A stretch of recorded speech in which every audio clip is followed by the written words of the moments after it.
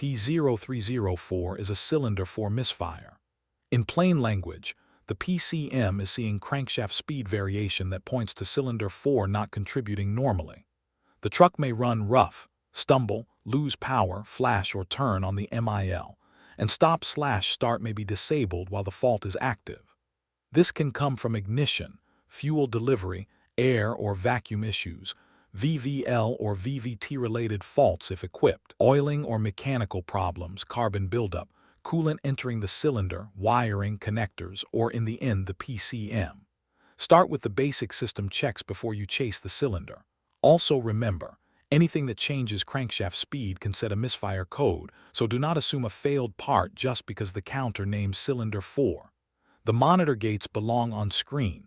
Fuel level above 12%, battery voltage above 9 volts, ambient temperature above -23 degrees C, -9, 4 degrees F, coolant temperature at engine start above -7 degrees C, 19, 4 degrees F, or enabled when engine temperature reaches 21 degrees C, 69, 8 degrees F, and engine speed between approximately 400 RPM and 6,200 RPM. The fault sets when crankshaft speed variation between cylinders exceeds a calibrated value based on engine speed and load. Turn the ignition on, read and record all codes in the captured operating data, then reproduce the captured conditions on the road.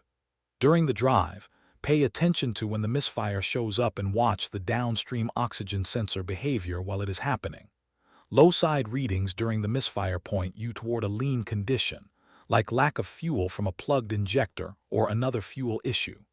High side readings point more toward rich operation, lack of spark, or a leaking injector. Then use the misfire monitor to confirm cylinder 4 is the cylinder showing excessive misfires right now. If cylinder 4 is not actively counting excessive misfires, treat it as an intermittent condition instead of forcing the rest of this path. One more note. During a severe misfire, the PCM can disable the affected injector for a calibrated number of engine revolutions that can make a high load or high RPM misfire appear to continue after the truck comes back to idle until the counter resets. Next, look at the codes you recorded. If there are active or pending clues for fuel, ignition, air handling, VVL if equipped, or VVT, handle those applicable diagnostics first. Do not ignore a related system fault and jump straight to parts on cylinder 4. If those areas are not setting active or pending faults, move into the inspection work. Do a practical underhood inspection. Look for belt wear, pulley misalignment or binding, sensor mounting problems at the crank, cam, or MAP sensors, poor terminal fit or connector condition at related components, corrosion on PCM power or ground circuits, vacuum leaks, air inlet or exhaust restriction, signs of internal engine trouble, moisture on ignition components, fuel supply problems, poor fuel quality, or operating conditions like bogging or overload. If you find a problem here, correct it and verify the repair. If the inspection is clean, check oil level and oil condition next. You are looking for oiling or mechanical concerns, including low-level, dirty or contaminated oil, incorrect oil filter or viscosity, aerated oil, oil pressure concerns, or engine mechanical tolerance problems.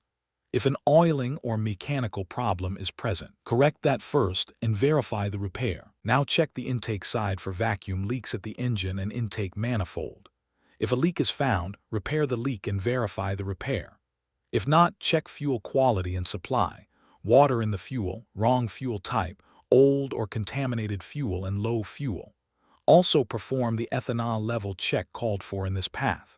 If the fuel is the problem, replace the fuel and if needed, flush and clean the fuel system, then verify the repair. Before opening the fuel system, release fuel pressure. This system can hold constant pressure even with the engine off, and skipping that step can cause serious or fatal injury. For the injector check, install fuel pressure decay tester 8978A at the rail.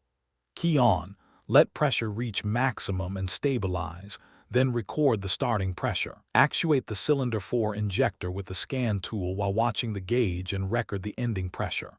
Repeat the same comparison on several known good cylinders, always starting from the same starting pressure. After each injector actuation, start the engine to clear fuel from the cylinder. Failing to do that can damage the engine. If the ending pressures are about the same, keep going.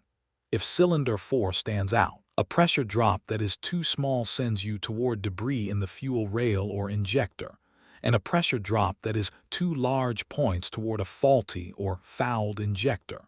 Correct what you find and verify the repair. If this vehicle is equipped with VVL, run the VVL system diagnostic with the scan tool and follow the on-screen routine. If the vehicle is not equipped with VVL, skip this branch. Do not erase the code before running the VVL routine. The scan tool result decides the next move.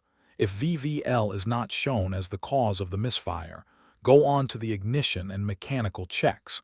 If VVL is implicated, use the test result to decide the repair path. A rocker arm stuck in low lift mode can cause a misfire at higher engine speeds, above approximately 4,000 RPM. If the path calls for checking actual oil pressure to the VVL solenoid, key off, remove the solenoid identified by the scan tool, and install kit VVL adapters 2,027,300,090 in its place. Start the engine, let it idle, monitor dual oil pump mode, and let it run long enough for the pump to switch to low pump mode. Compare cylinder head oil pressure to main engine oil pressure. If cylinder head oil pressure is within 5.0 psi of main engine oil pressure, inspect the VVL solenoid screen for debris and check the seals for damage and correct installation. If there is no debris and the seals look good, replace the VVL solenoid, then verify the repair. If the pressure is not within 5.0 psi, diagnose and correct the lack of oil pressure to the VVL solenoid, and verify the repair. Before continuing past the injector test, key off, remove the fuel pressure decay tester and reconnect the fuel lines. Remove the ignition coil from cylinder 4, reconnect the coil connector, disconnect the cylinder 4 injector connector, install a spark tester on the coil and crank the engine while watching spark. If you have a crisp blue spark, move to the plug and cylinder checks. If spark is not crisp and blue, jump to the coil power and control circuit checks. With spark present, key off and remove the cylinder 4 spark plug. Inspect it for cracks, carbon tracking, oil, coolant or excess fuel fouling, gap out of specification, and a loose or broken electrode. Also look for oil or coolant in the cylinder. If any of those plug problems are present, replace the spark plug. If oil or coolant is present, diagnose and correct the cause, then verify the repair. If the plug and cylinder inspection pass, run a compression test on several cylinders and compare cylinder 4 to known good cylinders. If compression is not within specification, perform a cylinder leak down test to determine whether the problem is in the valvetrain or combustion chamber, correct it, and verify the repair. If compression is within specification, swap the cylinder 4 spark plug with a known good cylinder, or replace it if access makes swapping impractical. Start the engine and watch the misfire monitor. If the misfire moves with the plug, replace that plug and verify the repair. If it goes away after replacement, the repair is complete once verification passes. If the misfire stays on cylinder 4, decarbon the engine using MOPR combustion cleaner.